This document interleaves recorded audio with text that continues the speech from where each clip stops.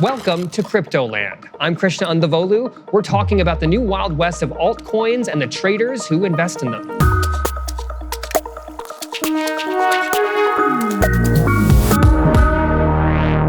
In the earliest days of crypto, there was only Bitcoin, but the landscape today looks a lot different, and that's because of the rise of altcoins, cryptocurrencies that range from dog-themed meme coins to tokens in the complex and risky realm of decentralized finance. And it's changing the way people invest in crypto.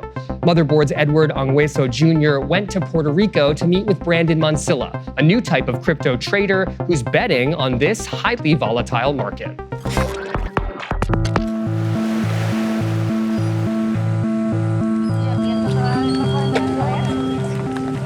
Today, we're gonna stop at the fort that there's here in Old San Juan. We're gonna walk through the entire alleyways here in San Juan. We're gonna try some, what's that ice cream? It's like the little ices. They have cocoa, they have parcha flavor. It's super good. In early 2021, Brandon Mansilla was a normal 25-year-old working as a loan assistance officer in Florida. A lot of tourists come here. Today, he's living a semi-retired life in Puerto Rico, along with his girlfriend Stacy and her son, and trying his hand at becoming a YouTube influencer, thanks to a type of cryptocurrency known as altcoins. Is it still like that? I don't know, whatever.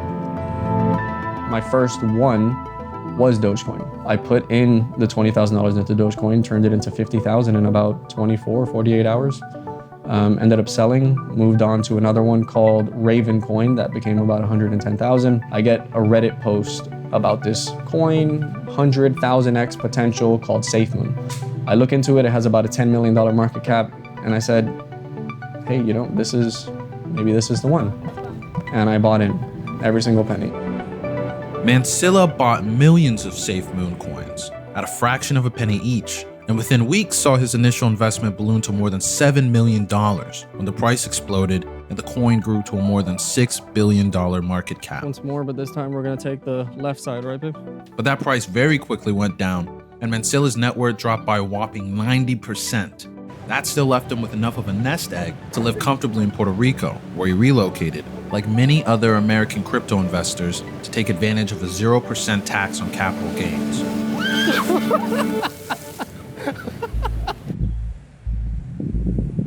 I mean, you're looking at someone who's been wiped out more than once. So it's not a straight path forward. If it really was, yeah, sure, I'll be sitting on 7.5 million right now, because just as volatile as it is on the upside, it's also the same on the downside. So at what point in your investments in crypto did you end up moving here to Puerto Rico? When I was about $1.5 million, once I saw SafeMoon exploding, I'm like, okay, it's time to go. From that moment, it took about 5 days. Just get up and go. In Florida, I'd pay the minimum tax. This is just a 39.6 based on income versus moving to Puerto Rico, which is 0. If I make it back to, let's say, 5 million, we're easily talking over $1 million saved in taxes. What does your daily life look like here? I mean, are you spending a significant amount of time doing research and you're working on crypto? I don't spend a lot of time on crypto. 30 minutes, maybe doing research at most. My day looks like waking up, taking our son to school, studying, exercising, just enjoying life a little bit, and planning for the future. I've created a new floor. I need to have some sort of stability, but I'm not necessarily scared. When I was done in the work field, I was making about $80,000 after tax. If I ever had to go back, I could start all over again from a really good position. That volatility is kind of the point with meme coins. They often have little real-world value beyond being a hyper-speculative asset. They're constantly popping up, promising the next big payout because they're so cheap and easy to make. It's what earned them the shitcoin moniker and what inspired Andrew Lewis to try and make his own. Look at this art, though. This is amazing. This one probably my favorite right now. Some of these coins are outright scams, like Squid Game coin, which crashed to zero while its creators took off with millions of dollars. Others started out as obvious jokes, like Lewis's coin, which he called Scam, thinking no one would take it seriously. The whole meme coin season was very interesting to me because when these other coins came around with just no background, I was just like, man, it can't be that complicated. And then I took like 30, 40 minutes on YouTube, half a blunt in, and I made my own code. I just wanted to flex just to say I did it. And I named it Scam just to be funny.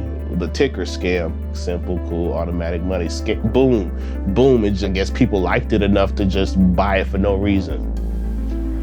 Andrew posted about Scam Coin on social media, and it quickly took on a life of its own. Its market cap reached $70 million not long after he created it. Something just told me to think, you know, I wonder if there's a chart for my coin. And that's when I see this motherfucker's going digital. Like it's up there, big old green bars just going. I'm just like, I got paranoid. And then I get back on Twitter and I got thousands of comments, people following me out the wazoo. I get calls from like my family. I'm the only niggas phone calls I'm answering at this point. And like people started calling them, harassing them and shit. Why? What were they harassing them about? Fuck if I know. I don't even know how they found that shit. And that shit even scared me too, cause it's like, people in my own life didn't even know I had siblings for the longest. How the fuck y'all find them out? And then, you know, you got people being racist in the comments of the Discord. Well, ain't nobody harassed the nigga who made Doge. Ain't nobody harassed the motherfuckers who made Safe Moon ass. Do you think you ended up making money on it? No. I made the least amount of money out of everything from that. I made more money fucking around with Bitcoin bitch ass than my own coin. And I spent more money on legal counsel and all this other shit than I did putting it in my pockets. And I think the best experience. When it comes to meme coins, it's the Wild West out there. And to most investors, these coins can be a way to get rich quick. That sounds as if what a lot of people are going into crypto for is to make money versus find something with a purpose. Some people might be in it just for money, which we have those people in the stock market. Other people might be very passionate about a project. If you go into the SafeMoon community, I mean, those people are passionate. The only difference I think that crypto has that the stock market doesn't is that crypto is going to change the world. We're taking Dogecoin to the moon. Dogecoin. The promise of going to the moon, that is multiplying your investment in a short period of time, has been the inherent sales pitch for all of these meme coins. What's going on, SafeMoon family, SafeMoon army? Today's video, I'm gonna give you guys the most recent update that's been happening with SafeMoon. We are now sitting at over 450,000 holders. And how celebrities like Jake Paul, Diplo, or Lil Yachty were boosting the coin right before its meteoric rise. One of the selling points of SafeMoon is that it's a deflationary cryptocurrency, meaning the supply of the coin decreases over time through attacks on buying and selling, as well as other complicated mechanisms. Their CEO, John Carney, says they're more than just another meme coin, though he was vague on the specifics. You know, what is your response to the criticism that, like coins like SafeMoon or that other cryptocurrencies, while they don't have an immediate use in the world or wide use in the world, are there mainly to get people rich as opposed to, some of the visions that you're laying out? Well, our actions speak louder than our words. We don't talk about price action. We've always talked about the vision, what we're doing. In terms of SafeMoon itself, our goal is to build the future and applying blockchain properly to different industries. How do you feel about being labeled as a meme coin? People insulted Bitcoin, and now there's Bitcoin ETFs. People insulted Tesla and said, oh, electric cars will never work. There's always gonna be people that label a new piece of technology or a new company as X or as Y. But doesn't the name sort of also imply, that on some level there will be a safe, trajectory to the moon? Anybody can imply anything they want to anything. Yeah, safely to the moon is where the name came from, but it's more than just talking about a store of value, which wasn't the focus. It's more about building the future and building a safe future and bringing it now. Those real-world applications are mostly theoretical for now, but SafeMoon at least has a real CEO and a team of developers hell-bent on creating value. But really, anyone can experiment with these coins with little oversight or regulation. For these young guns who feel like the old financial system isn't working for them, that's exactly the appeal. I just came down here because I wanted to see my competition. I want to see what these old farts be up to, how they living. You know what I'm saying? All the stockbrokers, all the regulators. I want to see how they regulate and how they living. So what better place is this to go see that than Wall Street, where they all play like little street rats, you know? Right now, I feel like crypto gives the average person a fighting chance to retire, because Social Security will not exist by the time me or you become 60 years old. Now, I'm in this space based off the belief that I can help make that happen. You know, with a lot of meme coins, the most vocal parts of the community seem to be focused on getting the money. I think meme coins have a place. You know, a lot of people won't admit it, but Dogecoin taught a lot of people about crypto more than these so-called experts that don't do shit but just sit there and be smug. Dogecoin taught people about market caps. Dogecoin taught people about supply, whether there's regulation or not. There's always going to be people trying to go to the moon. That's why you got old winos in the grocery stores buying up all the little scratch-off lottery tickets every weekend with their paychecks. So like, I try not to too much worry about the moon boys, because they're going to exist in every facet, every department, every market in life. They're going to exist. So why alienate them in just this market?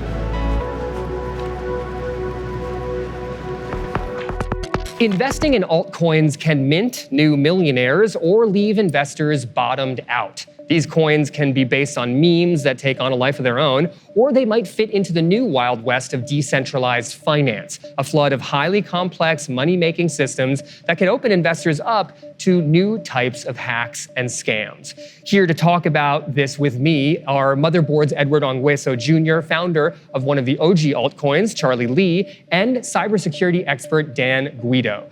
Thank you guys for joining me today. We've got a lot to cover because there's kind of a lot of different discrete elements to this whole conversation. And the first one is really altcoins, right? Like there was Bitcoin and then other cryptos came along. Charlie, I want to start with you because you started an altcoin. Tell me what that was like, why you did it, and what was the reaction? Yeah, this was in 2011, about a year and a half after Bitcoin started. So Litecoin was born from the idea of trying to make everything fair. Everyone can mine Litecoin from the beginning, from the get-go. There's no secret mining or anything like that. So I think that's one of the reasons why Litecoin succeeded, was because of how fair it was. I think the major change was to use the script proof of work, which made it so that people can use their ordinary computers to mine Litecoin from the beginning. In the beginning, miners are the early adopters. And those are the people that are out there pushing for adoption of Litecoin. So that was the key difference between Litecoin and Bitcoin. There are other small changes, like making the coins 4 times as plentiful, making blocks 4 times as fast. It makes Litecoin feel faster when you're transacting. When I started, it was kind of a fun side project. I didn't really expect much of Litecoin. Is it your full-time job now? It is my full-time job. The market cap valuation of Litecoin is about $15 billion today. The crazy thing is, when I started Litecoin, Bitcoin's market cap was about $100 to $200 million. So that's pretty crazy if you think about it that way. And in 2013, there was a huge rise of like a few thousand different altcoins. Actually, Dogecoin was created in 2013. It was one of those altcoins. Well, so I think Dogecoin, Edward, I want to ask you about this because you've covered all of these coins, et cetera. But like Dogecoin is the one that I know as sort of like a meme coin. So in covering this kind of stuff, like what is the landscape of altcoins? Yeah, there are altcoins that have the use values, utility, either because they're offered as another way to build applications or provide services on another blockchain or on another platform. But then there are also coins like Dogecoin, which are largely just memes or ways to kind of speculate and accumulate money, either because of like organized activity from like a pump and dump, or either because it's a joke that people are in on and are interested in. You know, it's sort of like a knowing nod to the concept that when you create an altcoin that isn't based on any new technological advances in the software, that what you're doing is kind of a high-tech pump and dump. But if we own that by way of its memification, then we're, doing the honest work of making money. It's a collective delusion. Sure, yeah, exactly. So that's like the meme coin, like you meme it into existence. Yeah, I think it would just like define a meme coin as like the cryptocurrency that doesn't really have any sort of use value, and its origin just comes in a meme, or comes from a meme. So the Dogecoin is a meme coin because the Shiba Inu image was a meme, and then someone was like, let's make a coin attached to that meme. Right, exactly. Yeah, I think, just at its root, it's, there's a meme there, and a bunch of people have done it together, like you said, in a collective delusion to make money. I think of a meme coin as something that it's kind of like a fake it till you make it kind of coin. But it's actually succeeded, right? It's actually here to stay, right? It's people are using it. People have a lot of money in it, and they're using it for payments, which is pretty cool. These days, like on Twitter, I get tens of thousands of people replying to my tweets with trying to pump their meme coin, right? Just saying this is the next Dogecoin. It's a gambling lottery mentality. Mm-hmm. And how big is this casino? I mean, at this point? I don't have specific figures around it, but I mean, it's hundreds of billions of dollars. Yeah. And these are people who are just trying to make money on the pure arbitrage, on like buy it low, sell it high. Maybe if you put your chips out there on enough of these little shit coins, that maybe one or two will hit gold and you'll make a whole bunch of money back. For the most part, yeah. I mean, the multiples, when you do figure something out that's very early in its development and then it gets pumped later, then yeah, you stand to make a lot of money. But there's also going to be a lot of people on the other end of that are going to lose money. And where you're going to get the confirmation bias of, yeah, I got this massive return, I'm a millionaire now. There are many, many more people that have the opposite story that you probably aren't going to hear about as much.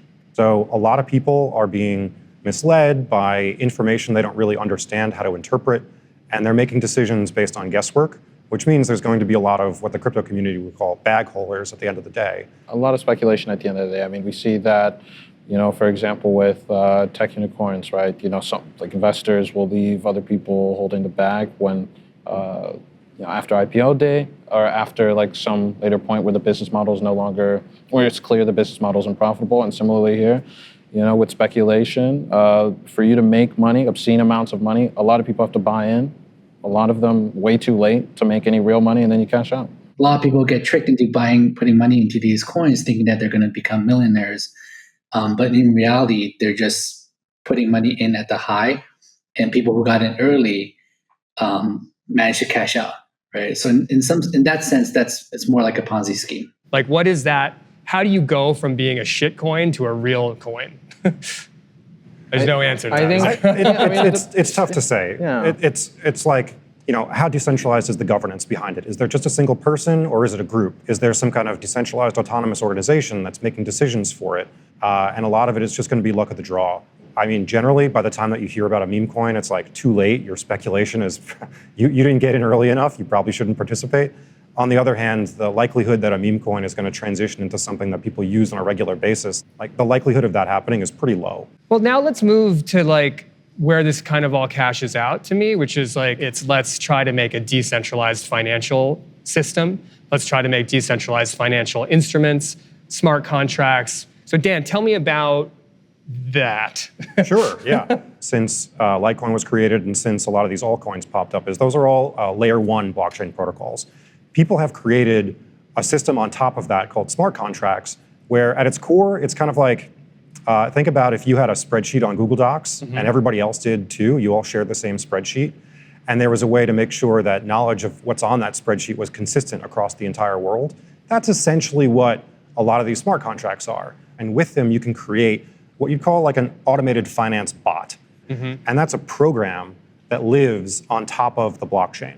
Okay. Now, with that, you can build ever-increasing complexity of financial instruments. So pretty much anybody building a blockchain these days is going to also build a smart contract layer on top of it. But what you get is the entire financial system intermediated by computers. And as we all know, computers are wonderful at never crashing, never losing your data, never getting hacked. No, they're not.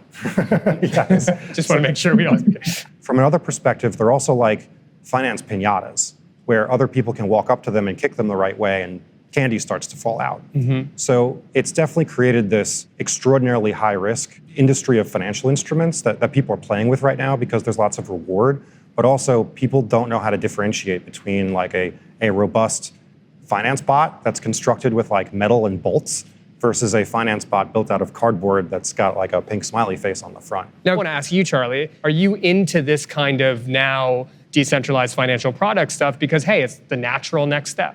I definitely play around with it with like yield farming but I honestly don't see it really succeeding the way people think it's going to succeed.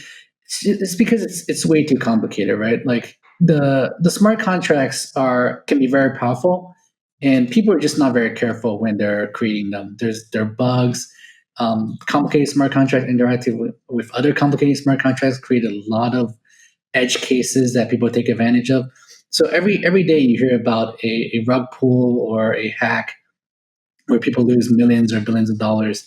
I think it's going to take a long time before people start like really be serious about creating smart contracts that are safe. And I mean, the problem is people are just throwing way too much money into a beta or even alpha system, and everyone's getting hurt. But I guess it's good for experimenting. But right now, it's kind of a mess.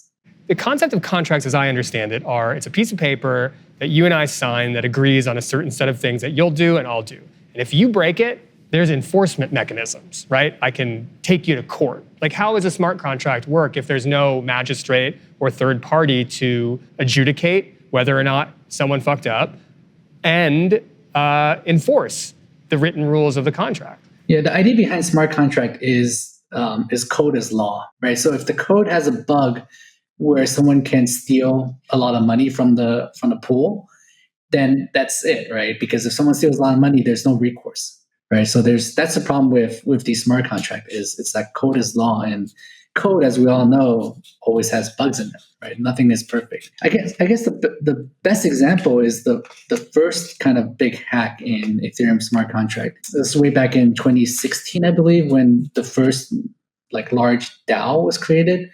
It's called the DAO hack, right? So the DAO stands for Decentralized Autonomous Organization.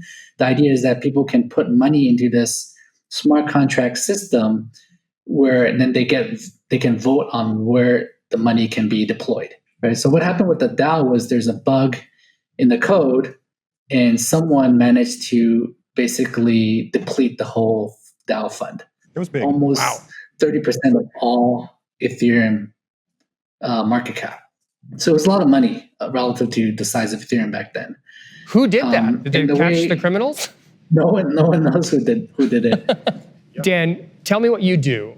Sure. Why it's important as we're talking about this kind of decentralized financial instruments. I'm running a cybersecurity company. I consult with some of the largest technology companies on the planet to build secure software, and I do research with DARPA to advance the field of software verification.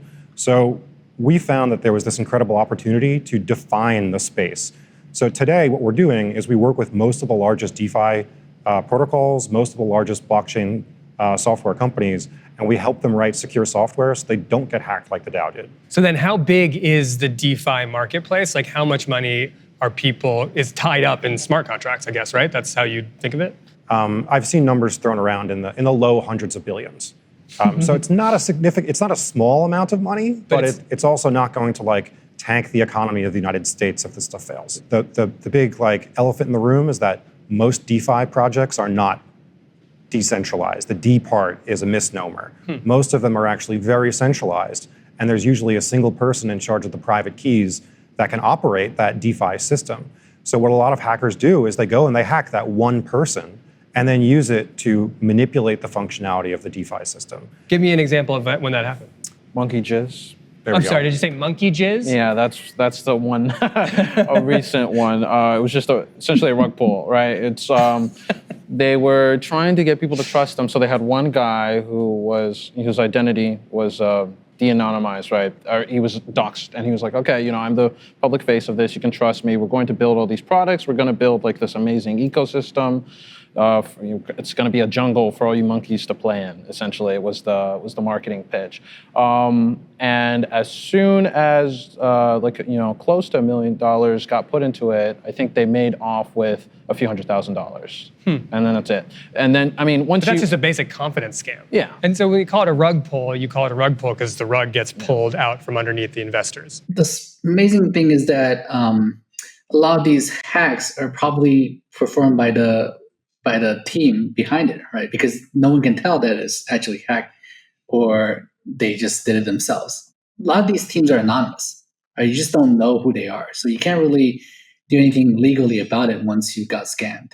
Huh. And it's just amazing how much people trust these anonymous teams. I think one of my favorites is probably the Parity Wallet, which was a system for people to store their cryptocurrency, but it all depended on the same smart contract. And when somebody found a flaw in it, they couldn't exploit it to steal anybody's cryptocurrency, but they could exploit it to lock everybody's crypto assets in place so they couldn't withdraw them. So that would be a griefing attack. That's where you're not actually standing to gain anything, you just want to cause a ruckus. So this person issued that single transaction that locked everybody's cryptocurrency, and then everybody had their assets stuck.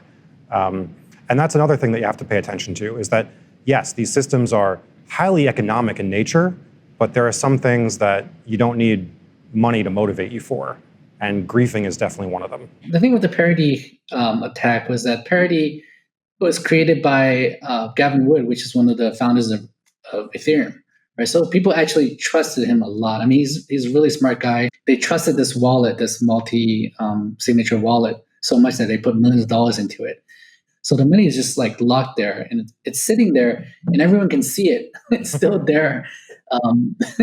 That's the worst part, right? You can see on the blockchain your money is there. You just can't access it. What is the reaction of investors? I mean, I think there's an overwhelming consensus, and Charlie's mentioned this, and you've mentioned this a little bit, is that there's no way to do this right. However, from an insider's kind of expert perspective, I see it as a little bit more nuanced, because there are a lot of projects that people depend on in the DeFi ecosystem that have not suffered these kinds of attacks. There's haves and have-nots when it comes to security. And what you hear about the have-nots. And the haves are hard to come by. They've invested a great deal in order to reduce the risk of whatever it is that they're working on. But obviously they want to keep their head down a little bit and not like hold up a flag, or rather a big kick me sign that they're doing a good job. Because they become a target. Yeah. The problem is the haves can become have-nots pretty easily, right? For example, the compound issue, they were doing really well, no issues, but then they did an upgrade. And the upgrade introduced a bug that let people withdraw coins that they didn't own. People were withdrawing coins that were owned by other people, and they were just taking it out and cashing them out, right? And then the compound CEO was just begging everyone to return the coins.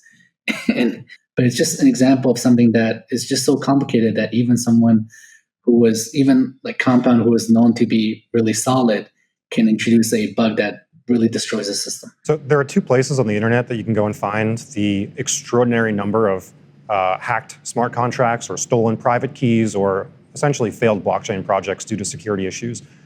There's one called the Blockchain Graveyard, which has lots of tombstones. And then there's the wrecked leaderboard. So that leads to, I think, the inevitable question when you talk about this stuff, which is regulation. So let's talk through the concept of regulation here. Is it too early? Does it even make sense? Or is this the Wild West? And if you play in the arena, good luck. I think, I think it was the currency controller who, 2 months ago or 3 months ago was saying that they're looking at regulation of decentralized finance, specifically exchanges. I think the question then is like what type of regulation and how to make sure it's actually good regulation, I guess, from the perspective of like if you want to preserve the technology, if you want to preserve potential to provide some sort of financial services to people, then how do you do that in a way where the regulation doesn't undermine it? Or do you do like an overhaul of the whole entire system, in of itself? Yeah, the real problem is you can't really regulate DeFi, right? So you can only regulate the on and off ramps. But once people get into, once you have Ether, you can interact with DeFi protocols to exchange it for any tokens you want and do loans and do anything in the DeFi space.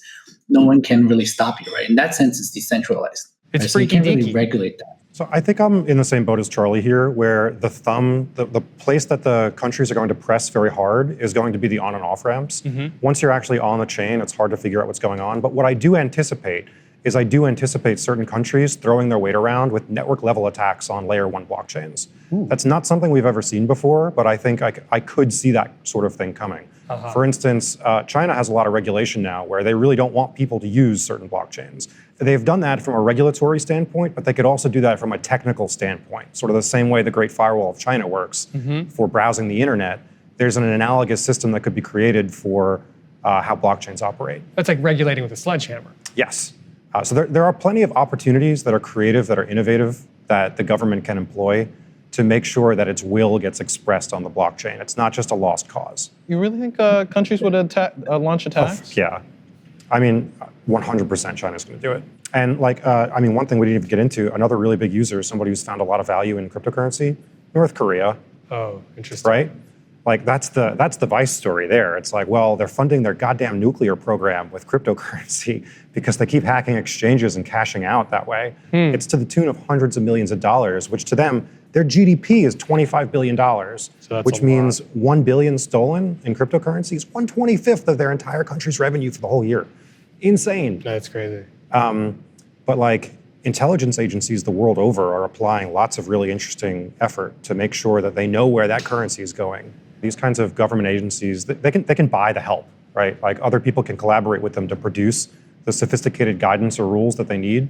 And there's a lot of service providers out there. Like one thing about the blockchain is that it never forgets. If you want to go back and bop people on the head for not paying their taxes, at some future date, that bill might come due. Damn. Because there are services like Chainalysis or other kinds of investigative services that are very easy to de-anonymize people that are using cryptocurrency for things. I don't think that government here is as toothless or as inept or as incapable of approaching this problem as maybe people believe. Well, thank you guys for joining me today, and thank you all of you out there for watching. That's it for us. We'll see you next time.